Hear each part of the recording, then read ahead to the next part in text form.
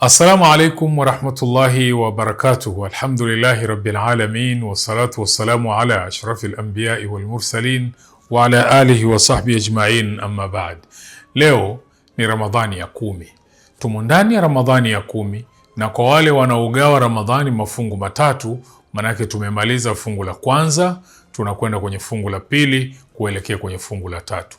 Kwa kuwa tumemaliza fungu la kwanza, pengine ni wakati mzuri sana wa mimi na wewe kujikagua ni kwa kiasi gani siku 10 za mwanzo za Ramadhani tumezitumia kwenye namna iliyo nzuri na zikawa na tija kwetu.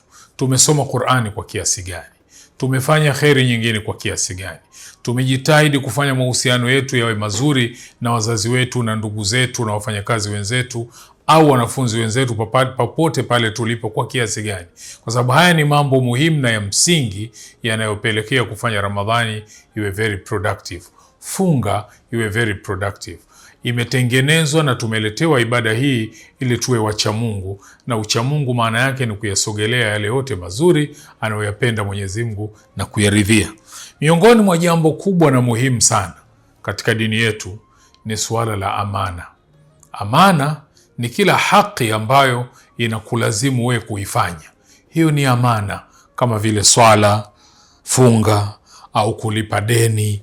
Yote hayo ni katika amana ambazo wewe kwa kuwa ni haki ziko kwako unawajibika kutekeleza. Kwa hiyo 10 hili la mwanzo la Ramadhani ambalo tumekwenda nalo sasa, leo tunalimaliza, ni kipindi muhimu kujikagua ni kwa kiasi gani tumetekeleza amana ambayo kwa njia hiyo tumeweza kufanya funga zetu ziwe katika utaratibu ulio sawasawa anaupenda Mwenyezi Mungu na kuridhia. Mwenyezi Mungu Subhanahu wa Ta'ala amesema, anatuamrisha, inna Allaha ya'murukum an tu'addu al-amanati ila ahliha.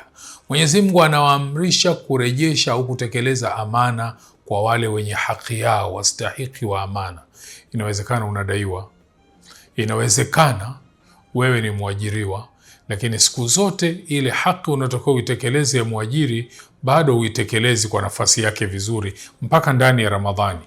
10 za mwanzo hizi siku zinamalizika, tujikague, tubadilike ili tuendee katika utaratibu mzuri anaoupenda Mwenyezi Mungu na kuuridhia. Ukiaminiwa, ukakabidhiwa amana, inaweza kuwa ya kazi, inaweza kuwa ya malezi. Wewe pengine ni mwalimu, umekabidhiwa watoto wa watu kuwalea. Wewe pengine ni rafiki, umekabidhiwa mtoto wa rafiki yako kumlea na kumtunza. Tekeleza ile amana kwa namna nzuri ili we mwenyewe ukiangalia ujiridhishe kwamba nimefanya vizuri. Bwana Mtume sallallahu alaihi wasallam anatuambia, addil amanata limani tamanak. Tekeleza amana kwa yule mtu aliyokuamini. Huo ndo Uislamu na ndio mwenendo wa sawasawa. Wassalamu alaikum wa rahmatullahi wa barakatuh.